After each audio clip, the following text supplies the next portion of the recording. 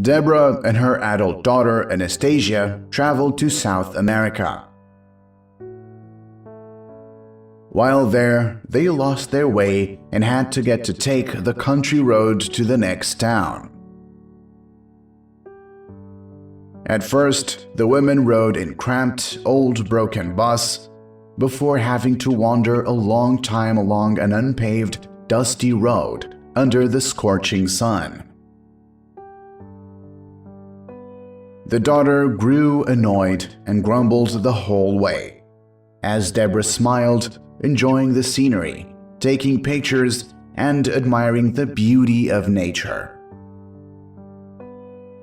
They ended up staying the night in an old roadside hotel with dirty walls, dusty mattresses, and rusty plumbing. Anastasia became loudly indignant, while Deborah remained calm and even cheerful. Finally, the daughter couldn't stand it any longer and asked what exactly made her mother so happy. Because as Anastasia saw it, they were tired, had a bad dinner, and were stuck in a filthy hole where they had to spend the night in disgusting conditions. The daughter wondered aloud what her mother was referring to. Deborah poured 2 cups of sweet coffee, made herself comfortable by the open window, and opened up about Anastasia, about a woman she had once worked with. Everyone called her Mrs. Allgood because the lady never grew discouraged by anything. Mrs. Allgood had an old car and enthusiastically told everyone how wonderful her Ford drives, despite its venerable age. She lived in a small house with her husband and children and boasted about how cozy it was, how thick and green the grass in the yard was, and how beautiful the flower garden she planted was. Once, the Allgood family found themselves unable to Europe for their annual vacation and ended up spending their time at a local mountain lake, for which the woman was perfectly happy, describing to everyone the picturesque places she saw and the delights of sleeping in a tent. After a while, Deborah had learned that Mrs. Allgood had started writing books. Her stories of sweet home life and family memories were so full of good humor and warmth that they became quite popular. Soon, Mrs. Allgood began to earn good money from the books' proceeds and quit her day job.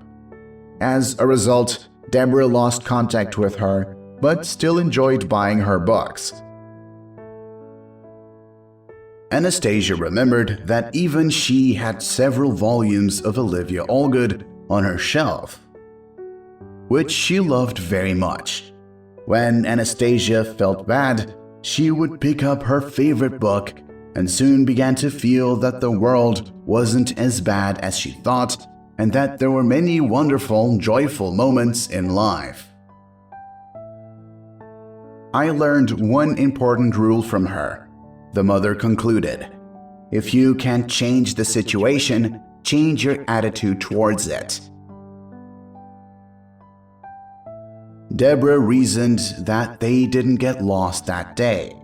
Instead, they traveled to areas far from the typical tourist route, admired captivating views, and interacted with interesting people. That night, they didn't sleep outside, as they thought would happen, but in separate rooms on soft beds with hot water to wash themselves. In the window behind the mosquito net, Deborah pointed to Anastasia. You can see the starry sky. You can hear the singing of night birds.